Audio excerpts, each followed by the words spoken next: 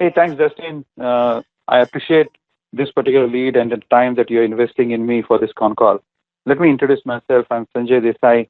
I'm an end-to-end supply chain professional based in Singapore since 1998.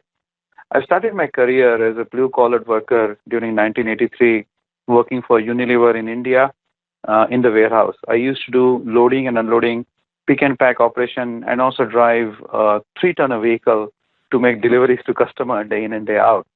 I was in the last year of my grad studies, and I came from a kind of a family where money was kind of required, and I also wanted to have a passion. After passing out in 1984, I was offered a job as a clerk in the same warehouse, and that is where actually my progress started.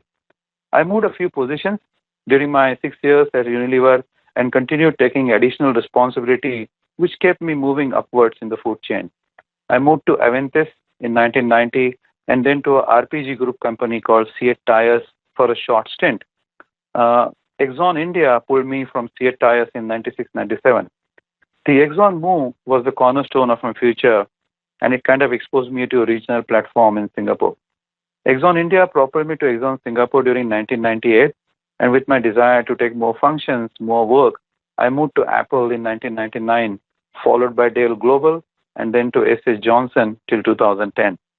In 2010, I got my first break into the executive leadership at Thermo Fisher Scientific, a medical devices company, as Director of Supply Chain for Asia Pac. I left Thermo Fisher after 5 solid years, and I joined Huntsman as Director of Supply Chain for Greater APAC, which eventually I left in 2016 end last year. After working for 34 years and 9 different geographies and many other functions in supply chain, I decided to work for myself. And from January 2017, I actually am a freelancer helping SMEs and homegrown companies in Asia to increase their appetite and passion in supply chain. I do a little bit of training as white paper writing and as well as training in SNOPs and other stuff. I'm indebted to God, right, my family, friends, and my network of professionals for this sustained journey of growth. Very proud of what I do, Dustin.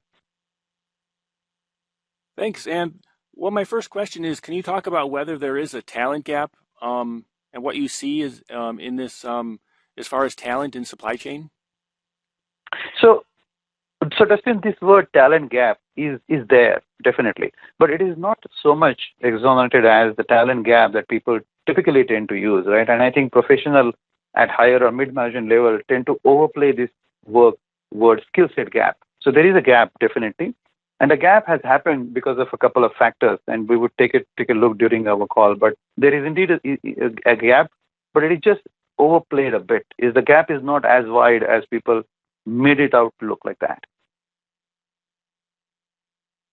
What are executives doing about this?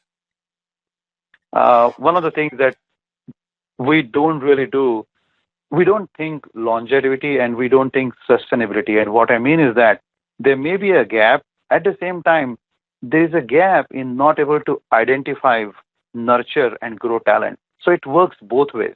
There is a gap, and then we are not doing right now or today something for the talent to grow, nurture, retain, and hire so that this gap is not widened. And after a couple of years, this talent is available to take on additional responsibility and take management positions. But because we are not in that league, because of the fast pace today, we are really not able to do talent management well. And that is creating a gap because we're not doing something today for the future. Can you talk about what are the technology disruptions that will be in the supply chain world and related to talent management?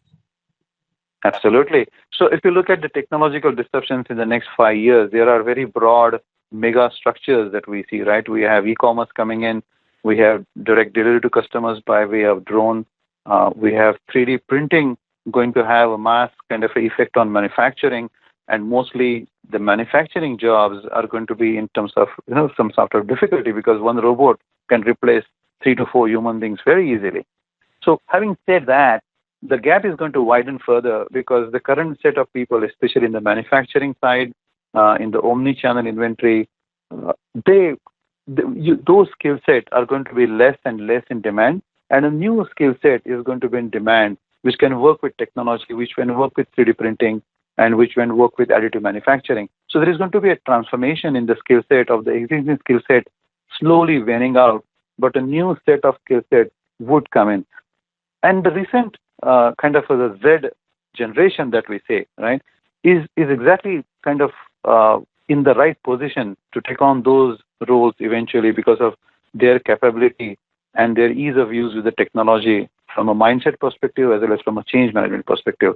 So these are some of the mega trends that we see in supply chain, Dustin. And what is going to be required? So if you look at the next 10 years and the kind of e-commerce that is going to happen, the change in the mode of delivery to customers, and if you look at healthcare sector, it's going to be direct deliveries. If you look at oil and gas sector, with the oil prices falling down, there are kind of different composition of chemicals coming up. The end user markets are going to grow. In Asia, in India and China, especially where we have a layered distribution structure, that structure slowly will go away. So there is a very definitive transformation and transition happening in supply chain. So we need people who are comfortable with technology. We need people in skill set who are comfortable to work on e-commerce and high change management, things which don't stand, kind of a longer term, short product life cycles, and more business happening on the e-commerce front. So those are some of the 3-4 broad skill set changes that you will see in the supply chain.